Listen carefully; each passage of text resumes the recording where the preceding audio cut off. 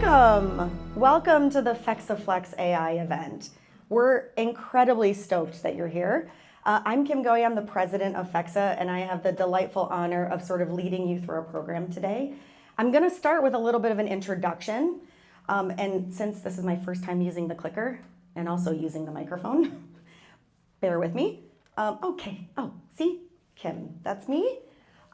Thank you so much for being here. Some of you traveled pretty far on planes, trains, and automobiles, and some of you are more local but still had to take a day off to be here. So really appreciate you being here. Thank you so much. This might be the one that's making noise. No? Hearing your background? You don't hear that? Yep. Yeah, I hear it. You hear it? Maybe the other mic? Oh, the other mics. Okay. I'll just wander until it stops. Does that sound good? Okay. I also don't need a mic, but I think you want me to have a mic. Is that right? No. Oh! Can I do this without a mic? Yes. Okay. I did study theater arts in college, and that's why I'm very comfortable on a stage. So I can project, but if you can't hear me in the back, please let me know. All right, so a little bit about our agenda today. We have a chock-full agenda full of value, and we have some special guests who are going to be presenting some really awesome information. You should have received this via email, so I'm not going to go through every minor detail, but I will tell you, I will be joined up here shortly by our CEO, Kurt Smith, who's going to talk a little bit about the Fexa perspective on AI. And then we also have XOI, we have AWS, and then we also have Johnson Controls here to share some information. So we're excited about that. At 5 o'clock, you'll notice there's a little bit of a break in between, and we'll be sure to announce that to you. But at 5 o'clock, we would love to encourage you to join us at our happy hour. There will be cocktails and hors d'oeuvres, and you will also be joined by more of your industry peers. Since this is a unique, very intimate space, and we wanted to be very selective about who is in this room, we did invite other folks from our customer base and also facilities teams to join us for the happy hour, and also we have some great sponsors from the industry as well. So please stick around for the happy hour afterward and join me for a martini. Okay, a few guest details. If you haven't noticed already, there is a Wi-Fi. Please take breaks as needed, but of course, we are filming this, and also there are going to be some interactive discussion. So if you need to take a call, please just step out, no big deal. We understand these things happen. There are restrooms behind the registration desk, and also there are drinks, coffees, snacks, things like that that Industrious provides. I mentioned to join us afterward. And then if you need help, Kim and Beth, where are Kim and Beth? So Kim O'Shaughnessy and Beth Mooney, some of you may know them, they are here to help. Before I move on from recognizing Beth and Kim, can we give them a little round of applause because they put together this really amazing program. The logistics behind a program like this are no joke. So thank you very much, Beth and Kim, for all of your support. Also, while we're doing round of applauses, where's Faith? Faith. Okay, I have to call you out. So Faith Espinoza is the Director of Facilities for Industrious, and we are in one of her beautiful locations. Fexa customer since 2021, maybe 2021-ish. Really amazing partner, beautiful space. So thank you, Faith. Give Faith a little round of applause for having us here at her space. Okay, so a little bit about what we've been up to this past year. And some of you we haven't seen in a little while, and some of you this might be your first Fexa event, but we've actually been up to a lot. First and foremost, we've actually been focused a lot on our culture and a lot on our customers. Some of you may not know, but Fexa is a completely remote environment. So we spread the country, everywhere from California to the East Coast and everywhere in between. We engaged in what we call a shadow program, and some of you were involved in that. Actually, raise your hand if you're involved in that. Mariah, Lou, wasn't it? Yep, Lou. Thank you, by the way. I didn't mean to embarrass you there, but what'd you say? Should I use the mic? Oh, turn it off. You can still hear it? Thank you. Is that better? Oh, heavens, you guys. Thank you. Thanks, Mariah. So Mariah, Tractor Supply, Lou, Foot Locker, and we had a multitude of other customers, Emser Tile, Five Guys, et cetera, all host our executives. And we did a day in the life of facilities managers. It was really awesome. We learned a lot about what happens day to day. Obviously, we conceptually understand, given the fact that we are your product and software, but it was really awesome to learn more about our customer base. And then we also hosted a company retreat in Park City, Utah, which was a wonderful team building environment. If any of you have been to Park City, there's no shortage of beautiful scenery and things to do. One of the highlights of that company retreat was we hosted a ChatGPT tournament. And so we actually had a great time, and we also had a rock, paper, scissors battle as well. Yeah, Shannon's like, yeah, I won that one. So that was awesome time. So building culture, building our company has been a really big focus. So some of you might have heard me say this, and it's really hard to draw attention to ourselves in a non-proud mama moment, but some of you heard me say all roads lead to Fexa. And I had somebody actually in this room say to me that the confidence that I exude in Fexa is the reason why he's such a believer and advocate of Fexa, because all roads do lead to Fexa. And if you look in the recent months and in the past year, we've actually partnered with a lot of really amazing brands. Everywhere from medtail, retail, real estate, automotive, some really diverse industries, and all of these industries do things differently. And so this is really the proof is in the pudding of how Fexa as a product and as a team has really grown and really shown in these types of environments, and just how amazing our product has been in supporting them. So I wanted to highlight before I bring Kurt up here just a little bit about our evolution in AI. And for those of you who have been on Fexa or have known us for a long time, you might know that we actually launched Fexa with AI in 2018. Now in 2018, raise your hand if you were on the forefront of AI. Oh, okay, sorry, yes. The head of AI for Sodexo was definitely at the forefront of AI. Thank you very much for that, Chris. But most of us were not. And when we launched Fexa with AI, we certainly wanted to launch Fexa with its primary principles of flexibility, data integrity, ensuring that the product was unique and configurable because all of you operate in different ways. But when we launched with sentiment analysis and auto gas category, we sort of misjudged the data integrity out in the market, and we definitely misjudged our industry's readiness. And so we learned a few things through that process, and we ended up taking the AI products away while we focused more on things like projects, budgets, Fexalytics, those kinds of things. So we're really focusing on the product and ensuring that the data integrity was there. And now it's really exciting. Well, and by the way, along the way, you might know we acquired TrackRef, we launched FexaLink, which is our provider community. So we've been hard at work, but in the background, AI has always been on the forefront of our minds, and we've been preparing ourselves for today. So no pressure, today's a big day for us, where we're actually gonna be talking very publicly about how we see AI and what our plans are for AI. So if you think about from 2018, we launched with flexibility. Now with Fexa AI, we're launching with flexibility and intelligence. And that's a wonderful segue. If you could give a round of applause to our CEO, Kurt Smith, who's gonna come in and share more.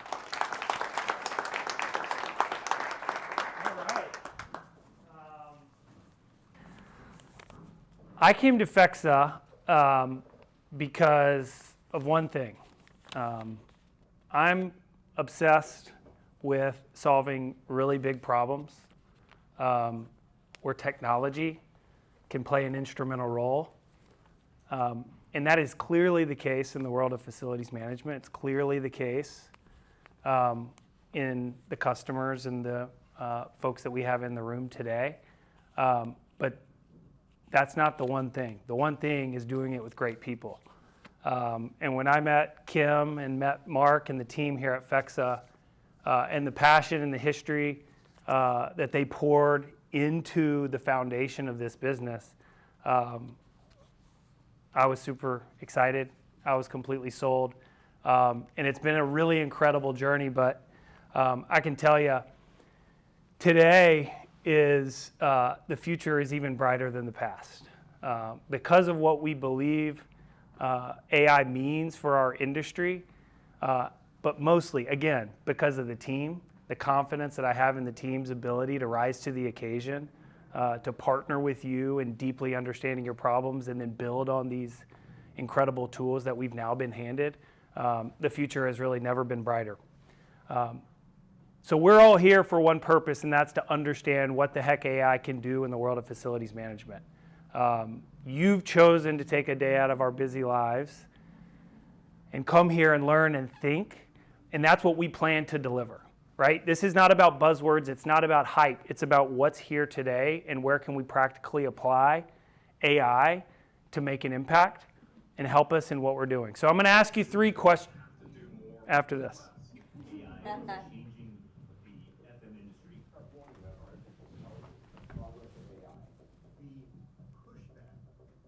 Fear of the unknown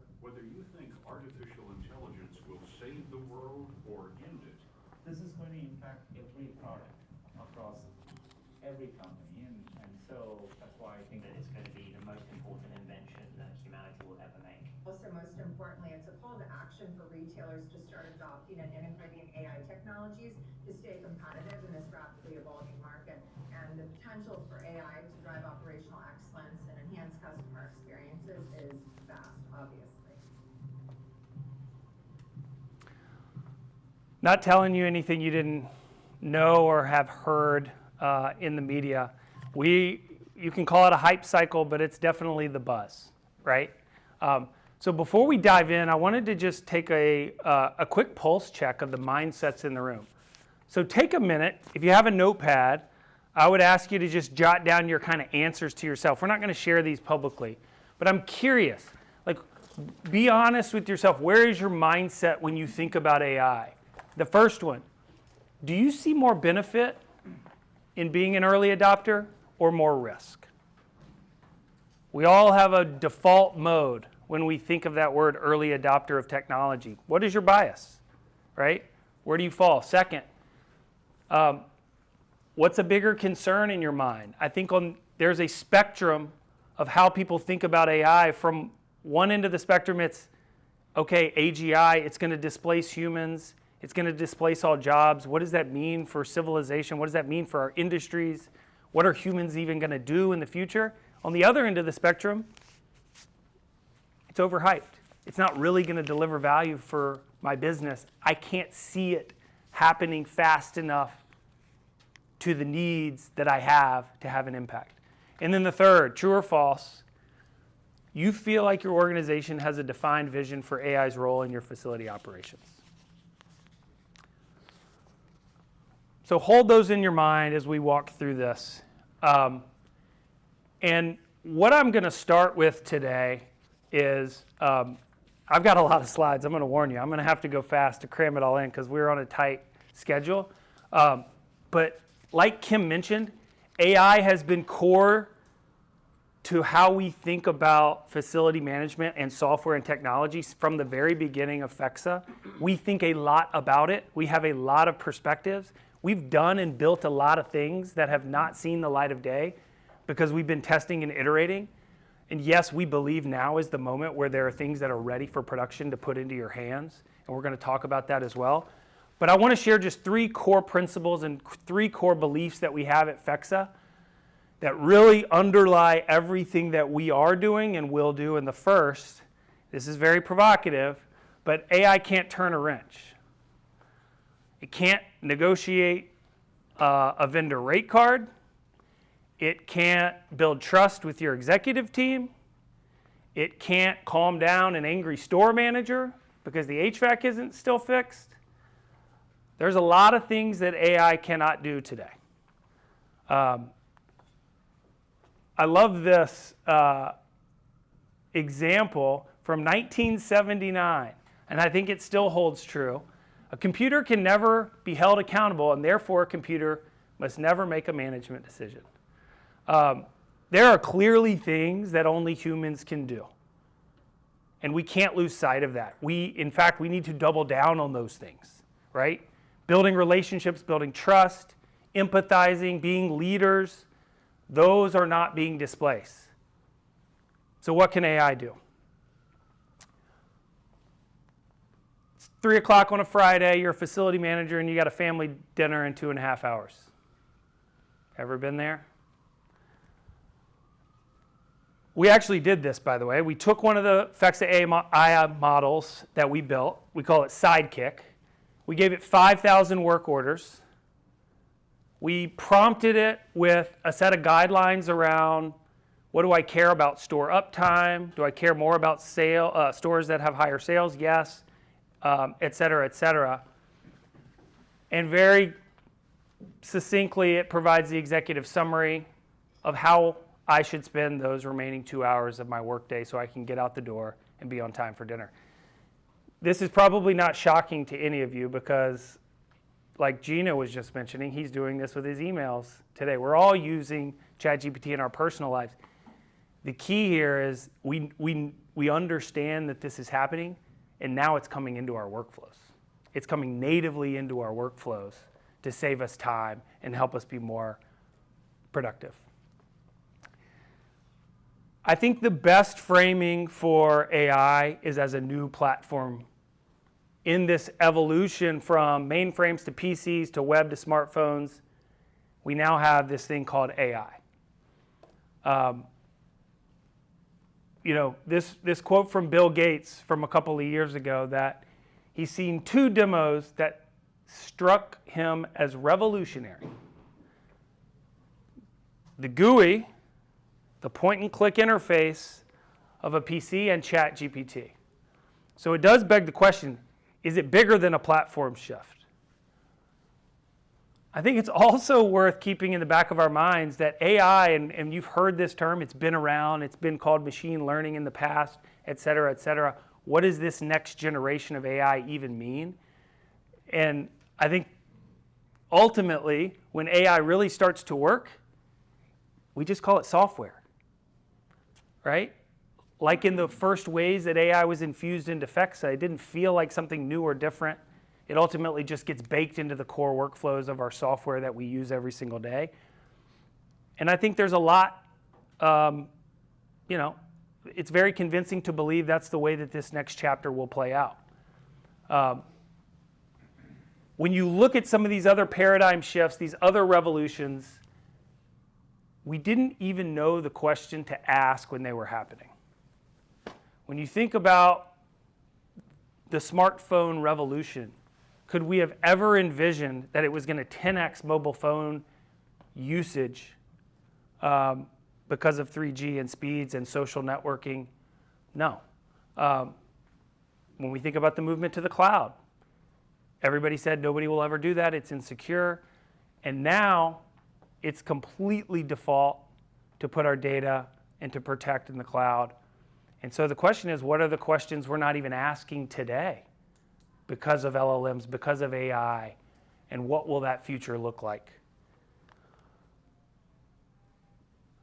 When we think about AI, and I think I will do a little bit more education on the topic, I promise, and get into more application. There's a couple of fundamental things that are happening in these models that are really instructive for how we want to pull them into our work. Because again, today is about where can we pull them into our work. The first is traditional software, as we think about it, is deterministic. If then that. LLMs by nature are trying to predict what the next word or pixel should be, and therefore it is probabilistic. This is the fundamental reason why you see hallucinations. They are trying to map a view of the world in the future, draw a distribution around it, and give you a result that they think is the highest probability of what you want to see or need to see. That is very different. So it's very powerful because it can comprehend and digest nearly infinite amounts of information, but it is very dangerous because our wiring is that software is relatively deterministic based on rules. So conceptually, making this concept of the power of probabilistic models with deterministic recommendations, that is where the magic happens when you go and source software and bring use cases into your business. The second is discriminative versus generative. So discriminative, there have been discriminative AI models in our software for a very long time. It's often called machine learning. You can think of a spam filter as a discriminative AI model. It is learning on the data it is seeing to decide which emails to filter out. Generative, on the other hand, it's not about filtering and sorting. It is about generating content, generating questions, writing emails for you. This is the ChatGPT use case where you can prompt it to help you write an executive summary or an image or a video, et cetera, et cetera. This is incredibly powerful, and this is made possible by these latest and greatest GPUs that are on the market. And then the last, we're moving to a multimodal agent world. Again, you've probably played with these things: voice, interaction, and the concept of an agent, which I'm really glad that I came across this definition because there's finally a definition of agent that for me really works. And I will not put anybody on the spot. And I know Tarek has a definition for an agent later today, which is a little bit different than this. But this one to me really summarizes the Fexa perspective. An agent runs tools in a loop to achieve a goal. So what does that mean? Break that down. The fundamental biggest unlock for facilities management is going to be applying agents on top of our workflows and on top of our data. Full stop. And understanding what an agent does is fundamental to how we think about applying these agents. And our job at Fexa is to build the agents. Your job is to tell us what you need the agents to do. And an agent does not get tired, can work 24/7, and it is ultimately going to manage a set of research queries, analytics, and take actions on your data and your work orders to get to an outcome that you dictate. And the key is, it is going to stop when it achieves that goal, right? And so in the wiring of Fexa and the way that we are deploying these agents, and we're going to talk about one specific one today, you're going to see how it is designed with a very simple loop of a workflow to get to that end goal. And I'll finish this section with this, which is, so then ladder that up for the leaders in this room. We need to be thinking about how do we design the workforce of agents that we need? And yeah, this is, Mark Benioff, who not too long ago, I think this was from the Wall Street Journal, that if you think about it, we're the final generation of leaders who will only manage human workforces because there will be agent workforces that we are tasking and deploying. And having the discernment to know what should be deployed with an AI, an agent, versus what should be deployed against human capital is very, very critical and very, very important. And that's a big part of what we are going to talk about today. So what's it all for? AI is great. Very cool, Kurt. We're going to have agents. What does the future look like? I believe in 5 years, our facility managers are going to be 10x as productive as they are today. I don't agree with the premise that an agent is displacing a human. I think the way to think about AI is as a sidekick. We've done some thinking on what this could look like in the future. Our data suggests when we look at all the various activities that a facility manager is doing, probably 80% of it we would bucket into the tactical, the administrative, the busy work, the drudgery. I can't tell you how many times I've heard from all of you, hey, we want to be more strategic as facility managers. We just don't have the time. It's not for a lack of desire that we're not more strategic. It's because we're too busy with the administrative. And so what could this look like in the future? With AI, the 40 hours a week can get compressed down to 10.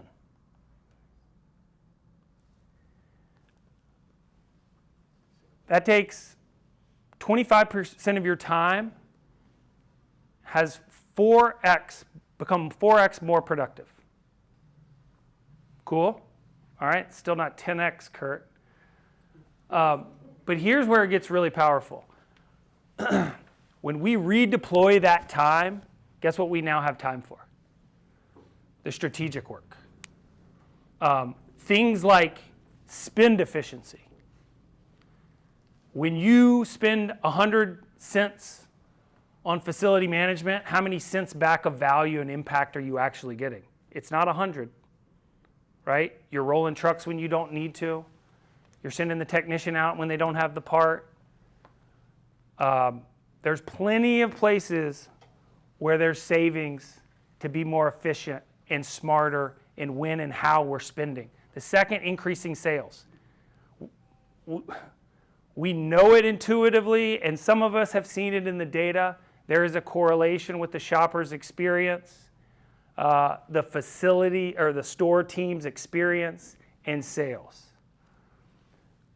One of the benefits of being more strategic is we can spend more time thinking about that relationship and convincing our executive stakeholders on how powerful it can be to get an extra point of customer satisfaction.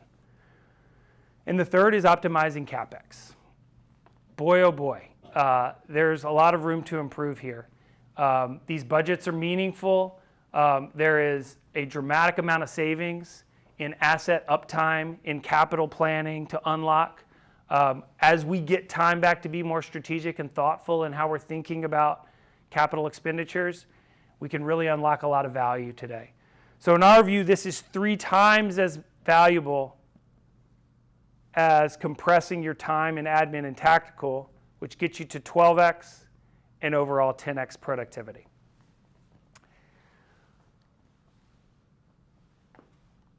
Anybody see this research report? So this came out, when is it, July? God, feels like just yesterday. And then I guess in August, a few media, online sources picked it up. There was a very well done research report by MIT that showed that 95% of AI pilots are failing. My view, like in every technology revolution, there is a hype cycle, and then it is quickly followed by a trough of disillusionment. Does everybody? There are haters out there. There are people who ultimately want to convince themselves they're right, that AI is overhyped, and so they're going to look for these examples. That said, this is a well done, well documented, and thorough, and research report. It's right. A lot of AI is being deployed and not adding value today. So what is there to learn from this research report? I read it, so you don't have to. And there are some clear learnings that we can avoid missteps by learning from. And the first is when you strip away the noise of the big headline number, 95% fail, you know where it does start to work really well? The back office, the administrative, the rote, the mundane, the repetitive. I think I was Pat and I were talking last night, and I said, imagine a really smart college kid just fell in your lap for a summer and you got to find them something to do. Like, what work do you give them? It's kind of like that. You give them the stuff that can be teachable quickly. That's a great place to start for AI. The second, not as good of a headline, but when you pick a specialized software vendor and work through these POCs with true partnerships, your success starts to climb. And lastly, it's clear and obvious, but the meta point here is deploying AI the right way is absolutely critical. So what does that look like? Here's what we believe at Fexa. What we've learned from the very beginning of tinkering, testing, embedding AI into our product, sometimes successfully, sometimes not. There are 2 things that matter. There are 2 things where there are no shortcuts, and the first is workflow. If you do not understand your customer's workflow, where it needs to be flexible and unique from customer to customer, from business to business, you will fail. If you do not have a system of record that ties the critical elements of a work order from end to end in a connected way, where then you can apply AI on top as an agent to guide, manage, escalate, predict, you will fail. There are no shortcuts. You have to get the workflow right.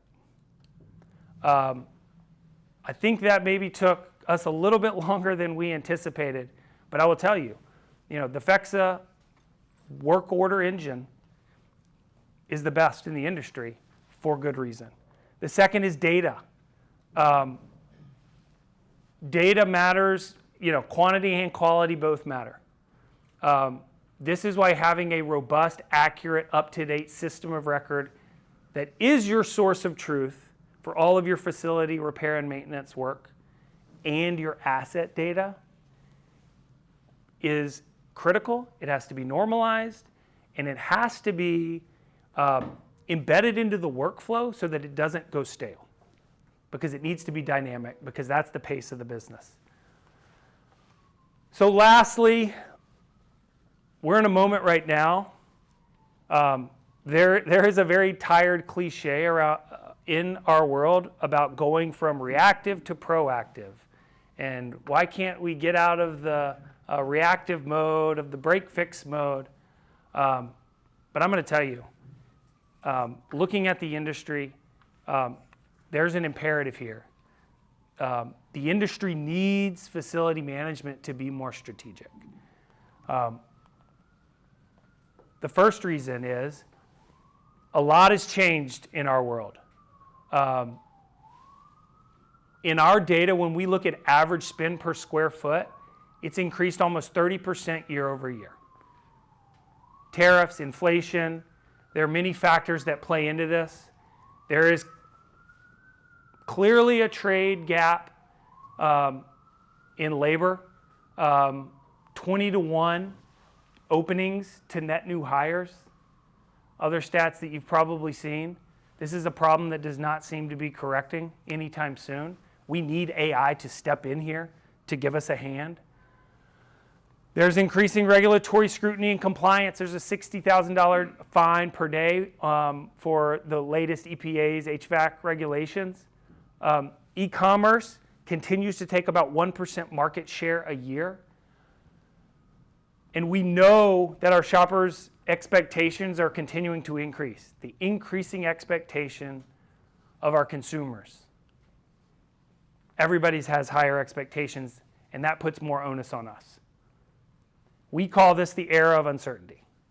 Heightened expectations, heightened pressures. You cannot expect to keep pace by doing things the same way you have. But man, is there hope. Foot traffic is up. Vacancies are at historic lows. People, for whatever reason of psychology it is, people are searching for and reaching for that in-person, in real life connection. It's better, we know it. And people are showing up to participate. And I love this stat on the halo effect, which I may be a little bit late in coming to this concept of the halo effect, which is the research shows if you open a physical store, the e-commerce in that area grows about 7%. We know this, and that's why brands are doing things like the turning stores into more of a media operation. Evolving the way that we think about using our store and our physical footprint, from fulfillment centers to the Infinity Kitchen at Sweet Green to the in-shop at Michael's and Joanne. We're being more creative. When we have time back to think more strategically, we're able to be more creative and support the initiatives of the business in a more impactful way. We have one customer that we worked really closely with to evaluate how they do capital planning. And because they're able to understand where they have needs before their emergencies, they can take a longer time horizon on when they procure HVAC units. They've reduced their average HVAC cost per HVAC by over 30% in doing that. This is the power and this is the potential of what it's like to be more strategic. And our view is there's going to be winners and losers in this new environment. The losers are going to take a wait and see approach. They're going to be hesitant, they're going to be nervous, and the winners are going to automate the obvious use cases and they're going to test new ones. You don't have to go all in on being an early adopter. I asked you earlier. It's a false choice. It's a false choice. You do not have to believe in being an early adopter to win, to take advantage of AI. There are too many proven use cases that you can take advantage of. The old way, it was good enough to just centralize and standardize what you were doing, not in the new world. You've got to automate and you've got to predict. It used to be okay to take a basic, standard, one-size-fits-all workflow.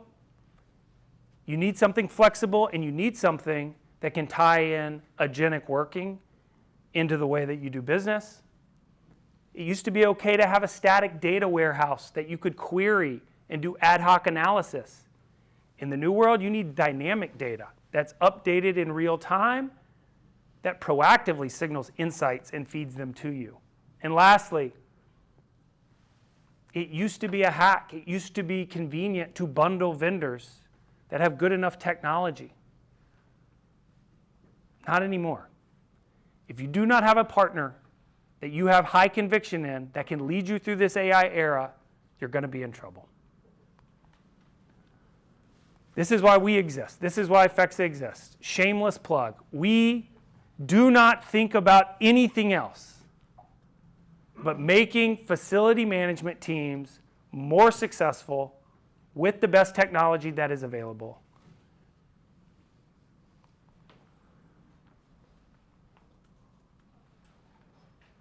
Yeah, it's a proud day for us. It's it's exciting for us to start out on this journey.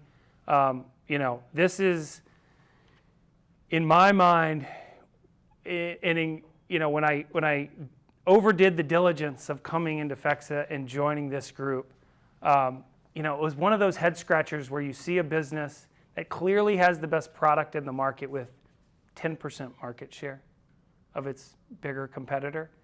And you kind of scratch your head about, obvious great success up until this point, but boy, is this an inflection point for us.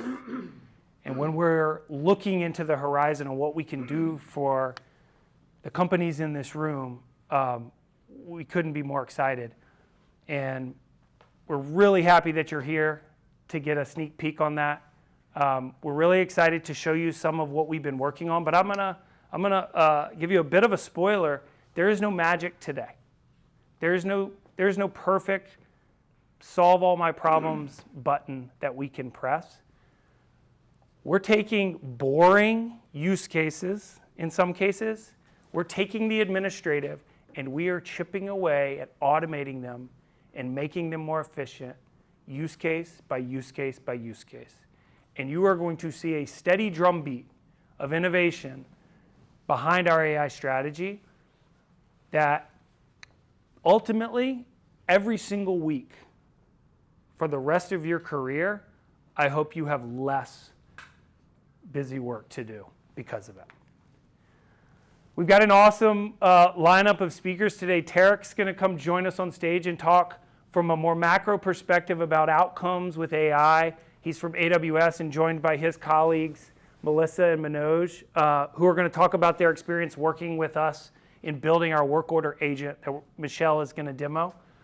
We've got Aaron Salau and Leslie LaRosa, just an incredible duo who have a perspective on how technology can impact the work that's being done in the field. We all know that we're dependent on the folks in the field and the technicians, so how can we as operators think about what's coming in the field so that we can be more connected and seamless in delivering better outcomes? And then lastly, Brian Haynes, an old friend of mine. Where is he? Brian, head of strategy for FM Systems, now part of Johnson Controls. One of the smartest thinkers in this space that I've learned a lot from over the years, and I'm excited to see what he has to say about AI. And I'm going to leave you with this. I think this is a brilliant way to think about AI. When you're filtering information, think about it. Is this something I can absorb? Is this an obvious low-hanging fruit use case that has proven impact? Is this an innovation thing where, if true, might be big, feels a little risky? Or are we talking about full-on disruption? Today, I want to talk about absorbing. I want you to hear from your peers. I want to hear what's working in their businesses. I want you to share what's working in yours, and I want you to look at the way that we're building our product and say, hey, is that something we can absorb now? And this is my favorite quote of all time in thinking about innovation, and that is, the future is here. We don't have to go invent or fabricate what the future will look like. We just have to find the spots where it's already present and adding value. I'm here because I believe that AI can have a huge impact in this industry and for each of your companies. I'm here because I believe in Mark's vision and the future that he saw 6 years ago when we started this platform. I believe in all of you. And I'm committed. This entire Fexa team is committed to doing whatever it takes to figuring it out until it has a huge impact. So thanks again for being here, and we're pumped to chat, and let's get things going.